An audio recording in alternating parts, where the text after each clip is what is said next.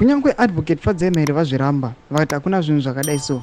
Pane nhau yakaitika muri Zimbabwe the agricultural show patona kuti aiwa the Zesa holding aiwa inocongratulatewa kana kuti inokurudzirwa ichinzi aiwa iri kupefoma basa raro zviri very perfect aiwa zvinokurudzirwa kana zvinofadza munhu wese munyika yeZimbabwe. Sandapinda mashoko anobuda nyongo panapa nokuti wasubscribe like kuti on the bell icon. Sandapinda mashoko akakomendewa nevakomana vana advocate Fadzemere. Tinoona kuti tichipinda pahendo the Zesa holdings vanyora vachiti proud to announce that Zesa Holdings, Zimbabwe's national power utility, has been named the best overall winner in the energy sector at the Zimbabwe Agricultural Show ZAS 2024 Awards. This accolade recognizes our commitment to powering the nation's growth.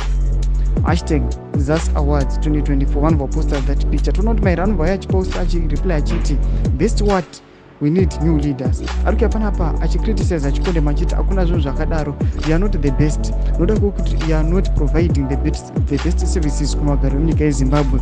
Kunyangoina nezvake akapinda munyika yeZimbabwe vachiona aiwa kuchiitwa load sheddings, vachiona munyika yeZimbabwe kunyange muCBD chaimuchemo muchishomeka kuti muchichaikwa electricity, vanhu inova ishoko kuvagara munyika yeZimbabwe vachipinda vachiona kuti aiwa the Zesa Holdings inopa award yekuti aiwa it is best performing kuprovide services vagari munyika yeZimbabwe, asi pasina chinenge chichiitwa. Mechipotodzai mafungiro enyu munoti kudii. Panapa ndachitaura interview yaFadzemere ari kuyachi kukondema achicriticize kuti no they must not get this award. Todzai mafungiro enyu pene comment section medu, musangano subscribe kulike, turn on the bell.